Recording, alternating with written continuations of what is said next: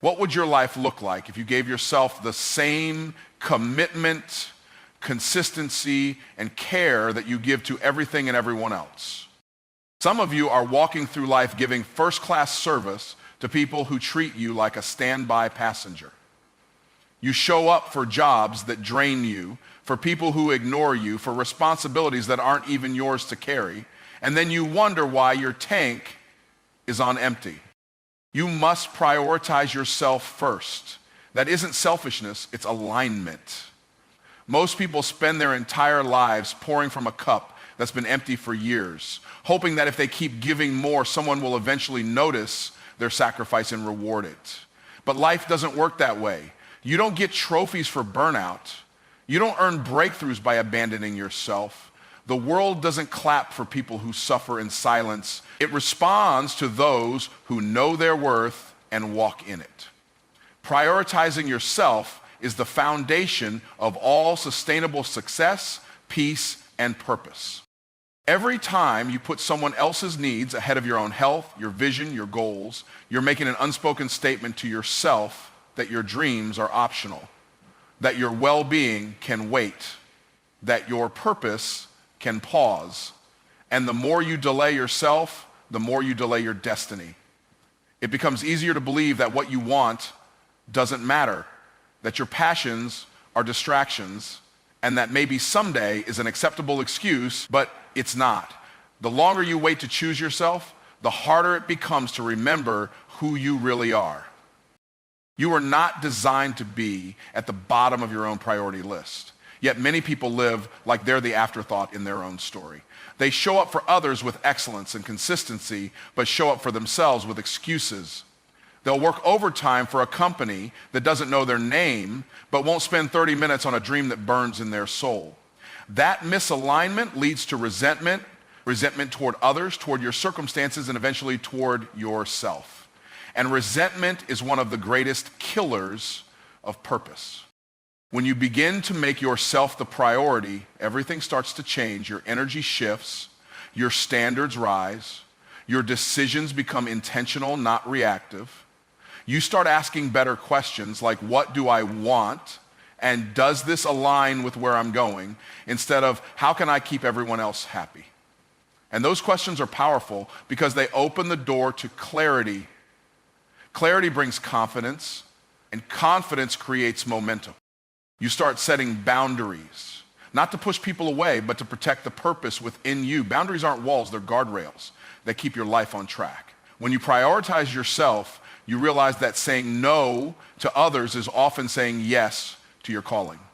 It's not personal, it's purposeful. You weren't meant to be accessible to everyone at all times. Your peace, your mind, your focus, they're sacred. They deserve protection. Prioritizing yourself also means becoming radically honest. Honest about what's working and what's not. Honest about the fact that you've allowed comfort to become a cage. Honest about the relationships, habits, and environments that no longer serve you.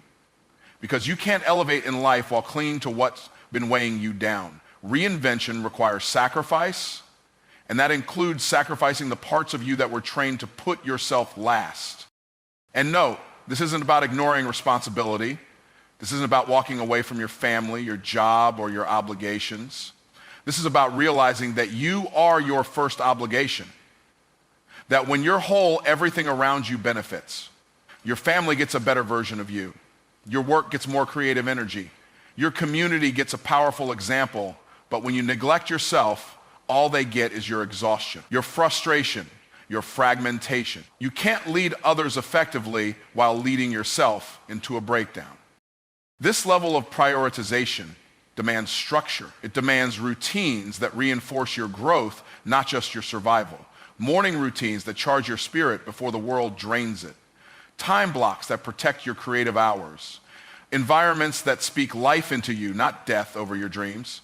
People who call you higher, not keep you stuck. You must design a life that supports the version of you that you're becoming, not the one you're trying to outgrow. The problem is most people are waiting for permission to do this, permission from their past, from their partner, from their circumstances, but no one is coming to give you that permission. You're the permission. The moment you decide that your life is worth showing up for, everything begins to shift. But you have to make that decision daily, not once, every day, even on the days you don't feel like it, especially then, because those are the days that shape your identity, that build your resilience, that prove to you that you are worth the effort. There's a version of you that's waiting on the other side of discipline, clarity, and bold decisions. But you'll never meet that version if you keep living like a background character in your own story. You were born to lead, to shine, to impact, but it starts by showing up for you. Not later, not when things calm down, not when everyone else is okay. You must prioritize yourself first. Reinvention is not pretending, it's returning to who you really are. It's peeling back the layers that life, trauma, disappointment, and fear have added to you. It's the courageous process of unlearning what the world told you to be so you can remember what God originally placed inside you. Reinvention is not about faking strength. It's about discovering the strength that's been buried under years of survival mode. It's not about adding more to yourself. It's about stripping away everything that was never yours to carry in the first place. Somewhere along the way, you learned to shrink. Maybe it was to stay safe. Maybe it was to be accepted. Maybe it was to avoid conflict or not outshine the people around you. But the truth is, the version of you that plays small is a lie. It's a mask. It's not humility. It's suppression. Reinvention is the act of taking off the mask and facing the mirror with honesty.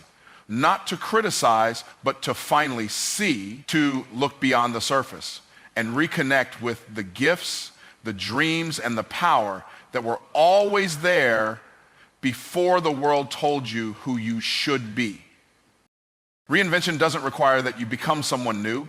It demands that you return to someone old, someone ancient, someone timeless. The original you, the unfiltered, unashamed, and unstoppable you.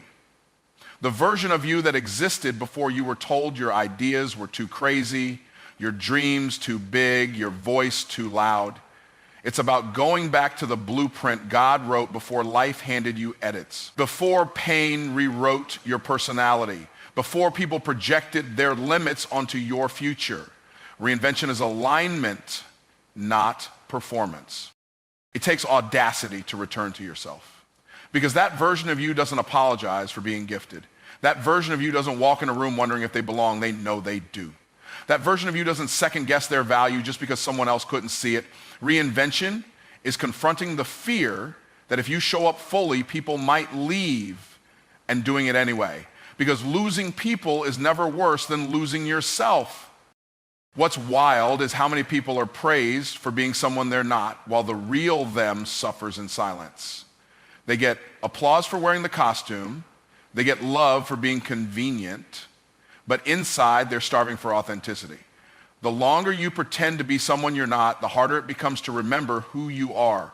Reinvention is the rescue mission. It's calling your soul back to center. It's standing in your truth even when it costs you the approval of others. This process is uncomfortable because the false identity you created came from pain, and pain doesn't let go without a fight. It will try to convince you that the old version of you is safer, that it's better to be accepted for who you're not than rejected for who you really are. But that's a trap. You cannot build a fulfilling life on a foundation of falsehood. Eventually, the mask gets heavy. Eventually, the performance becomes exhausting. Reinvention says, I'd rather be real and misunderstood than fake and celebrated. You don't need to manufacture greatness. It's already in you. You don't need to hustle for value. It's been in your DNA since the beginning. Reinvention is about recognizing that you're not broken. You're buried under expectations, under doubt, under conditioning. The real work is excavation, the digging, the shedding, the solitude where you hear your own voice again. The solitude where you stop seeking validation and start trusting your own conviction. When you decide to return to yourself, the world may not understand it. People who benefited from your silence will be threatened by your voice. People who love the convenient version of you will resist your freedom. But that's not your problem. You're not responsible for their comfort. You're responsible for your calling. Reinvention demands that you stop asking, will they still like me? and start asking, will I still recognize me if I keep hiding? The road back to your true self is often lonely at first, but it's sacred. Because in that space, you remember. You remember your brilliance. You remember your potential. You remember what it feels like to choose yourself without guilt, to walk in purpose without apology. Reinvention is a sacred rebellion against everything that told you to be less than who you are. It's a homecoming, a return to power, a revival of the real you. And once you taste the freedom of living as your authentic self, you'll never settle for the imitation again. You'll never dim to fit in. You'll never twist yourself to match someone else's mold. Reinvention teaches you that the truest power you can ever hold is the power to be fully you, without compromise, without fear, and without delay. You were created to dominate, not just survive. Survival is what happens when your back is against the wall and you're trying to make it through the day. Domination is what happens when you understand your authority, your assignment, and your anointing. You weren't put here just to pay bills, clock in, and repeat. You were created with power, purpose, and potential, and that combination is not meant to sit dormant while life passes you by. It's meant to be activated, cultivated, and unleashed into the world with intention. Some people confuse humility with hiding. They think playing small is noble, but what's actually noble is standing tall in the fullness of who you are and what you carry. The world doesn't need another person who's good at surviving. It needs people who are ready to own their space, take territory, and speak with authority. Surviving is about reacting to life. Dominating is about creating it. It's about walking into every room like you belong there because you understand who sent you and why you were sent. There's a reason you've always felt like you were made for more. That voice inside that whispers, this isn't it, when you settle for average. That discomfort you feel when you're not growing. That fire you can't shake, even when you try to silence it with routine. That's your calling, reminding you that surviving will never satisfy a spirit designed to conquer. You were never meant to live in the shadows. You were meant to shine, to build, to influence, to dominate in your field, in your mindset, in your life. When you step into a dominating mindset, you stop waiting for permission. You stop waiting for the perfect time. You stop waiting for people to believe in you before you move. People who dominate life don't wait. They decide that their future is worth fighting for. They decide that their vision deserves their full commitment. They don't move based on feelings. They move based on purpose. Domination requires discipline, consistency, and the audacity to believe that you were born to make impact. A survivor says, I hope I make it. A dominator says, I was built for this. The shift is internal before it's external. It's not about having more resources. It's about becoming more resourceful. It's about realizing that the lion in you is stronger than the fear around you. You start attacking your goals with clarity. You stop negotiating with doubt. You stop giving excuses the same respect you should be giving your vision. You stop playing defense and start living on offense. People who dominate don't blame, they build. They don't wait, they work. They don't envy, they execute. While others are hoping for change, they're becoming the change. While others are seeking comfort, they're leaning into growth. Survival says, how can I get through this? Domination asks, how can I grow through this, win through this, and take others with me? You were created to multiply, to elevate, to influence, not just exist. Your gifts are evidence of the greatness inside you. Let's be honest. Survival is often just a mindset that got passed down from people who didn't know anything else. But just because they lived in survival mode doesn't mean you have to. You've been called to break cycles, not repeat them. There's a generational impact waiting on the other side of your decision to stop surviving and start taking dominion. You don't honor your ancestors by repeating their limitations. You honor them by expanding beyond them. Domination doesn't mean perfection. It doesn't mean you never fall. It means that when you fall, you get up different. You get up wiser.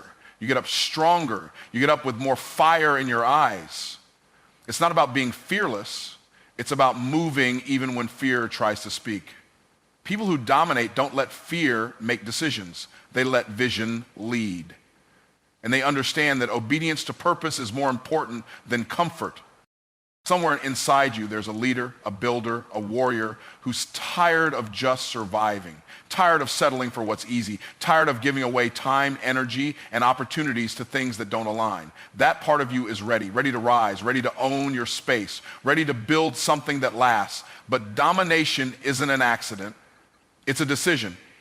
It's a commitment to show up fully every single day, even when life hits hard, even when you feel like giving up. This isn't about hype, it's about heritage. You were born with power already in you. You were born with authority already wired into your spirit. And every time you choose growth over comfort, vision over fear, and purpose over pressure, you walk deeper into the truth of who you are.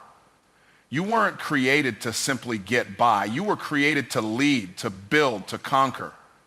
You were created to dominate. You train others by the way you treat yourself. People are always watching, not just what you say, but how you show up for yourself. They learn how to value you by observing how you value you. If you constantly disrespect your time, your boundaries, your body, your peace, don't be surprised when others do the same. You can't demand honor from others while dishonoring yourself behind closed doors. The standard you set for your life becomes the template others follow when interacting with you.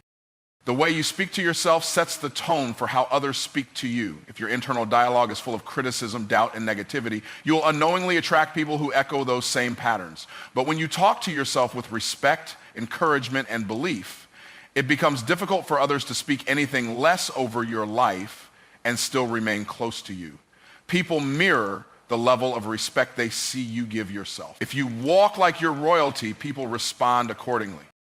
If you allow chaos, tolerate disrespect, and keep showing up for environments that drain you, you're sending a silent signal that this is okay, that this is your norm, that this is what you believe you deserve. And people will never treat you higher than the standard you set. They will only rise to the level of access, energy, and boundaries that you enforce. You can't expect people to value your presence if you act like your presence is optional. Your energy is a message, and it's always communicating something. The way you handle your goals trains others how seriously to take your dreams. If you procrastinate, make excuses, and treat your vision like a hobby, so will everyone else. If you don't invest in your own development, why would they? But when you show up with consistency, discipline, and focus, it creates a gravitational pull. People either step up or step off. You won't need to explain yourself. Your consistency will speak louder than your words ever could. Every boundary you set teaches people how to treat your peace. Every time you say no to something that violates your values, you reinforce that your life is not available for rent to just anyone or anything. If you're always accessible, always saying yes, always overextending, you teach people that your time is flexible and your priorities are negotiable. But when you set firm, clear boundaries, you protect your purpose and you force others to interact with the elevated version of you. You also train people by what you celebrate and what you tolerate. If you tolerate disrespect, inconsistency, or mediocrity just to keep the peace, you're training people that your peace is worth less than their approval. But when you raise your standards, the room either shifts or clears, and either one is a blessing because you weren't created to beg for respect. You were designed to command it by the way you carry yourself. The way you care for your body trains others how to care for your presence.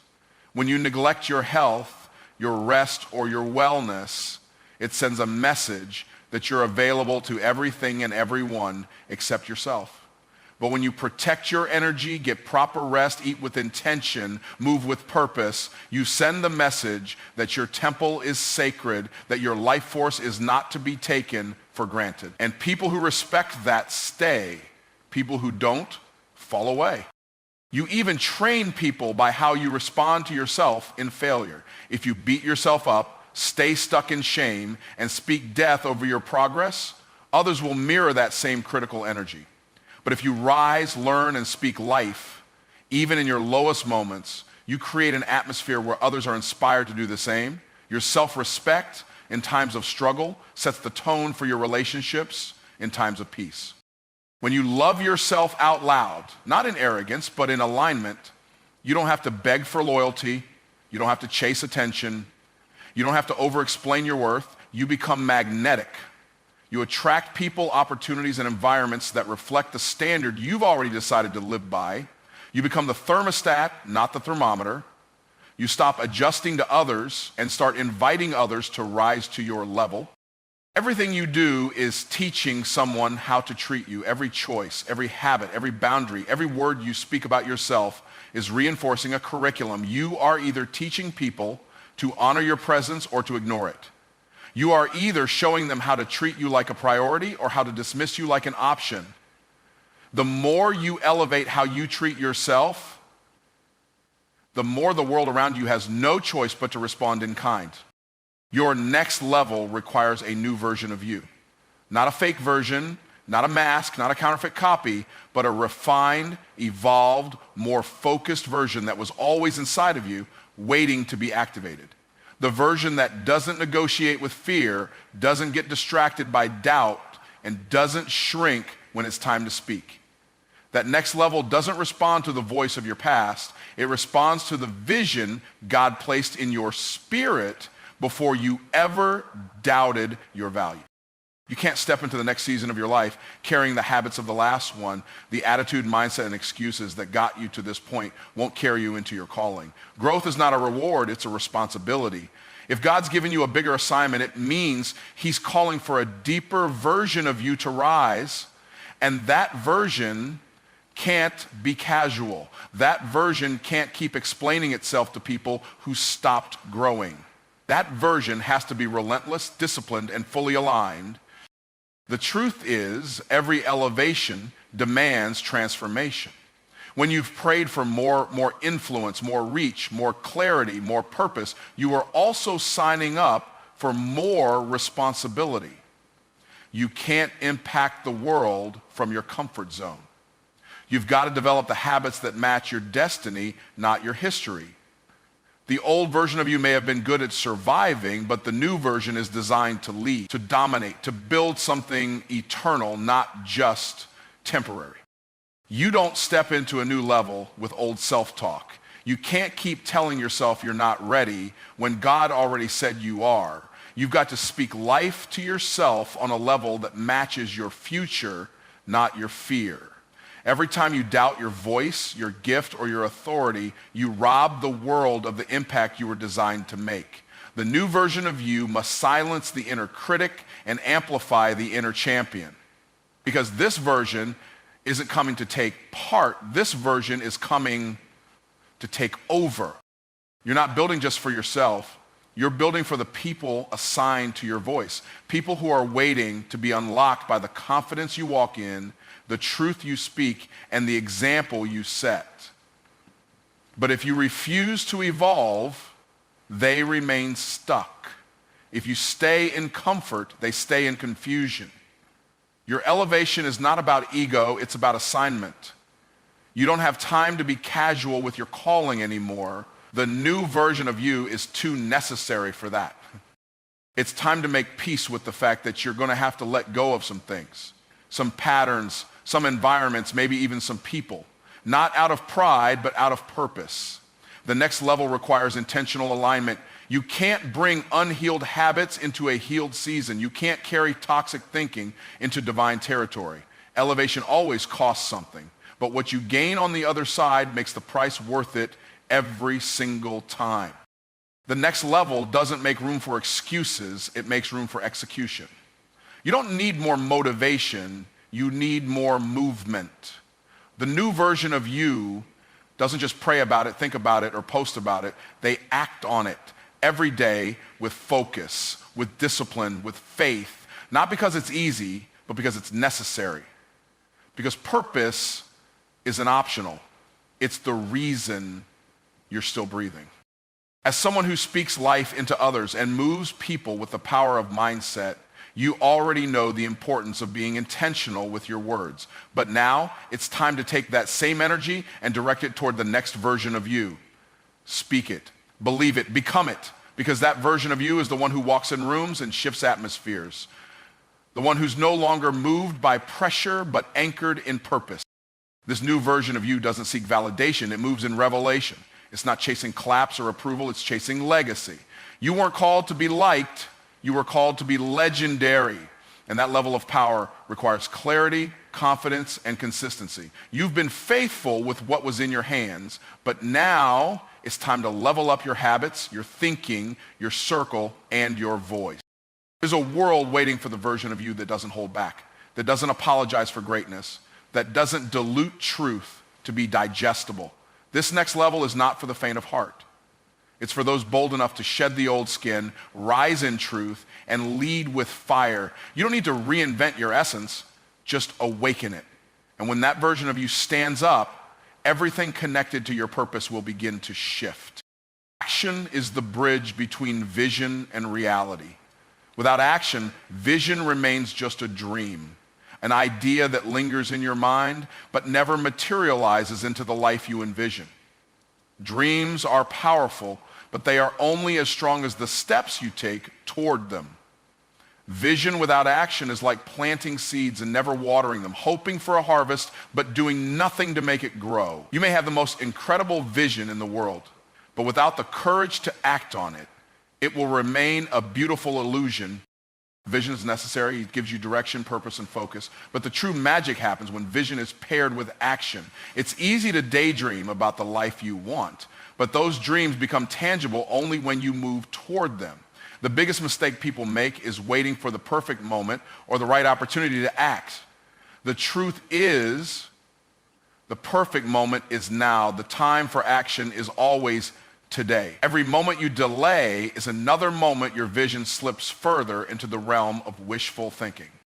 Action is not always easy, and it is not always immediate. It requires commitment, courage, and the willingness to face discomfort. There are days when the road will feel long, when the vision seems distant, and when doubt tries to cloud your mind. But it's in those moments of resistance that action becomes even more critical. Action, even when it feels difficult, is the only way to make progress. Every step forward is a step closer to making the vision real. Every day you choose to act, you reinforce your belief that what you see in your mind is possible. It's easy to get caught up in the excitement of a new vision, but vision without action leads to frustration and burnout. Without consistent, deliberate effort, your vision can remain trapped in the world of possibility, never breaking through to the world of reality. It's the small, disciplined actions you take each day that eventually build up to massive transformation. Vision without action is a house of cards. It might look good for a moment, but it won't stand the test of time. Action is what strengthens the foundation, making it solid and unshakable.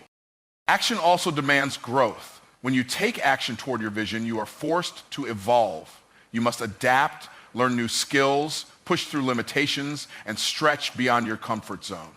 Every action you take forces you to develop into the person capable of achieving the very thing you desire. It's not just about reaching a destination. The process of taking action transforms you into the person who can handle the success and the responsibility that comes with it. The beauty of action is that it builds momentum. In the beginning, taking action might feel like a struggle, like you're pushing against a heavy weight. But the more you act, the easier it becomes. Small wins compound over time, and soon you find yourself moving faster with more confidence and more clarity.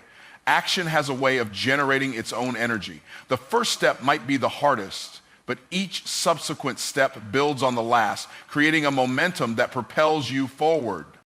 One of the most powerful things about action is its ability to teach you. It's easy to get lost in the world of planning, thinking, and strategizing, but nothing compares to the lessons you learn by doing. The real-world results, the immediate feedback, and the experiences you gain by taking action are invaluable. You learn more from one failure than you do from 100 successful plans. Action provides you with the information and experience you need to refine your vision and make it even better. It forces you to make adjustments, learn from mistakes, and keep improving. People often fear failure, but